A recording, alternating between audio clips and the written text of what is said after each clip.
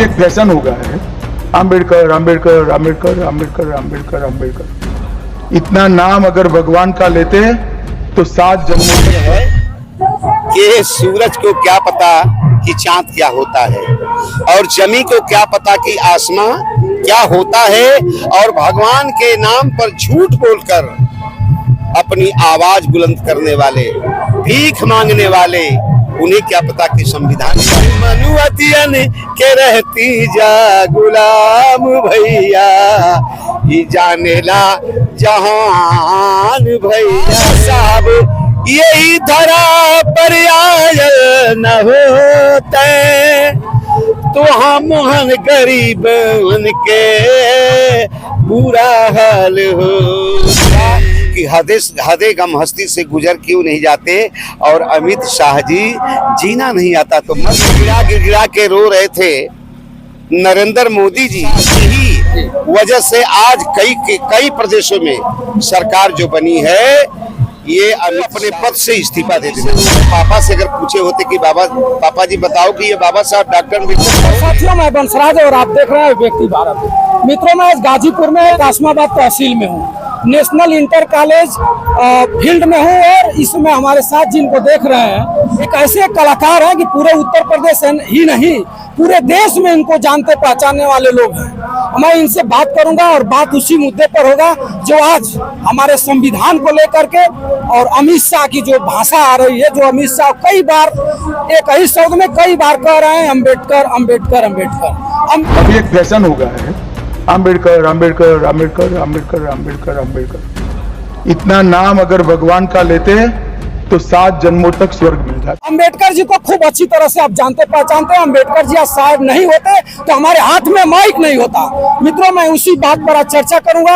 आपको सादर प्रणाम। बहुत बहुत शुक्रिया आपका। जय भीम जी। आज जो विधान लोकसभा में हो रहा है और पूरे देश में हल्ला हो रहा है, जहां देखिए चरमोहानी पर पुतला फूका जा रहा है, प्रशासन के लोग दबाव बना रहे हैं और नजरबंद भी किया जा रहा है, उस पर क्या आपका प्रक्रिया है? देखें, प्रक्रिया का मतलब यह है कि आदरणीय सम्मानित अमित शाह गृह मंत्री जी बाबा साहब डॉक्टर भीमराव अंबेडकर की औकात को समझ नहीं पाए।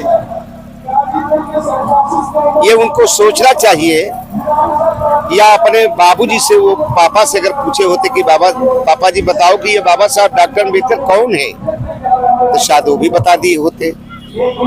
परम पूज्य बाबा साहब डॉक्टर भीमराव अंबेडकर की देन है, ये उनके दिए हुए वोट के अधिकार का ये कमाल है जो आज अमित शाह जी सुर्खियों में बने हुए हैं।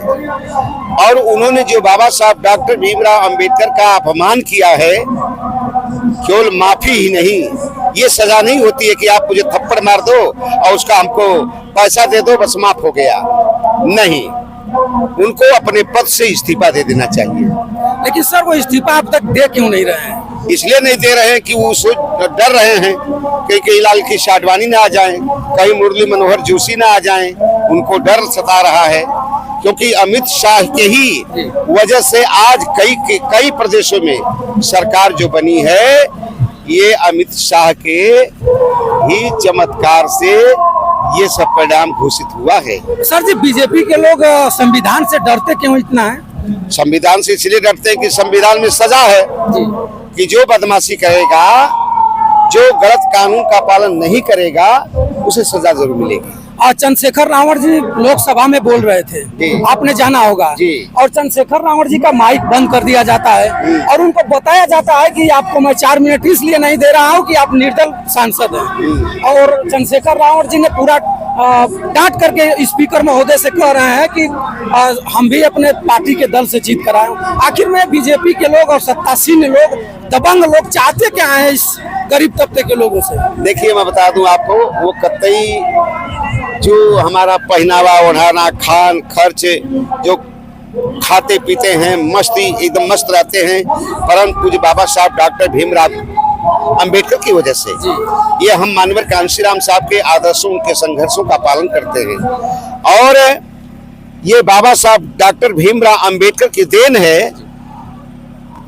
कि एक दिन गिड़गिड़ा के रो रहे थे नरेंद्र मोदी जी कि धन्य हो बाबा साहब, ये आपके वोट दिए हुए अधिकार का ये कमाल है जो आज इस देश का मैं प्रधानमंत्री हूँ। न तो मैं चौटहिया जिलेबी बेचते बेचते और चाय बेचते बेचते जैसे हमारी खानदान मर गई उस से हम भी मर जाते। हमको वह गरीबी थी, चाय बेच रहा था और चाय बेचना देख करके मेरी बीबी भी छोड़कर मुझे चली गई, मैं भी उसे छोड़ दिया। आज मैं घूम रहा हूँ ऐसे ही। तो इस बात को सोचने की जरूरत है अमित शाह जी को कि अमित शाह जी जो जिस भाषा का प्रयोग उन्होंने किया है, मैं तो ये कहूँगा कि हदे गम हस्ती से गुजर क्यों नहीं जाते, और अमित शाह जी जीना नहीं आता तो मर क्यों नहीं जाते, ये मेरा कहना है।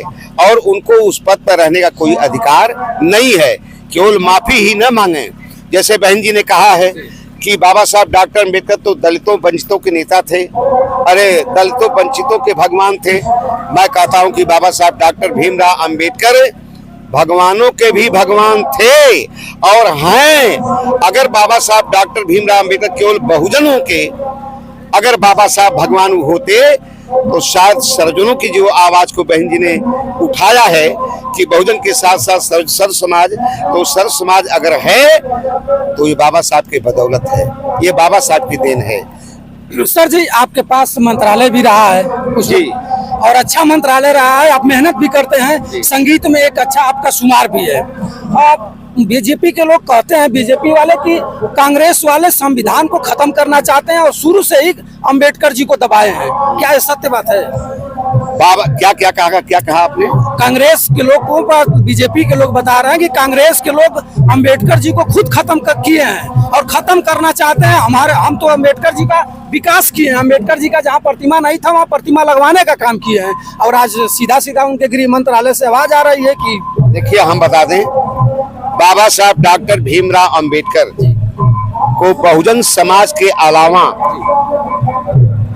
अगर कोई जय भीम करता है, जैसे कांग्रेस या बीजेपी के कुछ लोग, जैसे अभी आया है माननीय ओम प्रकाश राजभर जी का, अभी उन्होंने ट्वीट पे बोला है, अच्छी बात बोला है, मैं शुक्रिया अदा करता हूं, उनको धन्यवाद देता हूं। लेकिन ये सत्य है कि परम पूज्य बाबा साहब डॉक्टर भीमराव अंबेडकर को जय भीम का अगर कांग्रेस के भी लोग कहते हैं, मुझे भरोसा नहीं है, मुझे भरोसा नहीं है। जय भीम अगर कहते हैं तो एक छलावा हो सकता है, जय भीम ओरिजिनल हृदय से आवाज नहीं आ सकती, जैसे मेरा कहना है। इसलिए कि हमारा कहना है, अमित शाह को शायद पता नहीं है, अमित शाह ने उस किताब को नहीं पढ़ पाया जो बाबा साहब डॉक्टर अंबेडकर ने लिखा। किताब उनको मिली वही महात्मा गांधी वाला, जिन्होंने पूरे देश का बंटवारा कर दिया, हिंदू को मुस्लिम, मुस्लिम को हिंदू, सबसे लड़ाने का काम किया। क्यों, ये लंबा चैप्टर मैं उधर जाना नहीं चाहता हूँ, लेकिन ये है जरूर कि बाबा साहब डॉक्टर भीमराव अंबेडकर की देन है जो आज वो गृह मंत्री हैं और नरेंद्र जी प्रधानमंत्री हैं, और उत्तर प्रदेश में आदित्यनाथ योगी जी मुख्यमंत्री हैं। सर जी, उत्तर प्रदेश में 2027 में कुछ बदलाव होगा कि फिर? बिल्कुल बदलाव होगा। बदलाव में यही है कि माननीय बहन कुमारी मायावती जी, चंद्रशेखर आजाद जी एक प्लेटफार्म पर लोग आ जाएं, ये भी नरमी कुछ दिखावें, बहन जी भी कुछ नरमी दिखावें। दोनों लोग अगर गर्मी में रहेंगे तो बहुजन समाज ऐसे ही परेशान होता रहेगा और दूसरे लोग इसका फायदा उठाते रहेंगे। सर जी, क्या सत्य है कि संविधान को बदलने की तैयारी बीजेपी के लोग कर रहे थे? बिल्कुल कर रहे थे। वो तो उनके मुंह से ये उगल गया, जो दिल की भड़ास थी, जो अंदर अंदर पक रहा था, उसको उन्होंने उल्टी कर दिया। सारे देश के लोगों ने देखा। सर जी, एक गाना के माध्यम से लास्ट सवाल रहेगा, एक गाना के माध्यम से कुछ बोल दीजिए जो दर्शक। अच्छा, आप हमेशा गाना के एवज में आप सुर्खियों में रहते हैं। कि बाबा साहब हम सब करे भगवान भैया, ये जाने ला जहान भैया। बाबा साहब यही धरा पर आए न होते, तो हम मोहन गरीब उनके बुरा हाल होते। बाबा साहब यही धरा पर आयल न होते, तो हम मोहन गरीब उनके बुरा हाल होते। अब इन मनुवतियन के रहती जा गुलाम भैया, ही जानेला जहान भैया हो। अभी मनुवतियन के रहती जा गुलाम भैया, जानेला जहान भैया हो। जब तक सूरज चाँद रही है धरतिया, किशोर कुमार बहुजन गायक गई है तो हरी गीतिया। अरे जब ले जी पगला गाए गुणगान भैया, ये जानेला जहान भैया। अरे तो मित्रों, शुक्रिया। तो मित्रों, हमारे साथ आप जिनको देख रहे हैं इन्हीं का नाम है किशोर कुमार पगला। और किशोर कुमार पगला एक ऐसा पगला है मित्रों कि पूरा उत्तर प्रदेश में हिट देता है। और कैसे हिट देता है आप जानते ही हैं। किशोर कुमार पगला के गाना को सुनिए, और इनका चैनल भी है, इनका हमेशा पोस्ट आता है, आप पोस्ट को भी देखिए और कमेंट करके जरूर बताइएगा कि किशोर कुमार पगला के साथ में एक बार लाल बत्ती थी, और लाल बत्ती में इन्होंने बहुत कुछ काम किया गरीबों को जगाने के लिए। गांव-गांव गली-गली में जाकर के किशोर कुमार पगला जी ने अलख जगाया, और आज जगा करके मुहिम में छेड़े हुए हैं। और फिर 2027 में अलख जगाने की तैयारी शुरू हो गई है ना सर जी? जी जी जी बिल्कुल, इसमें दोहरा नहीं।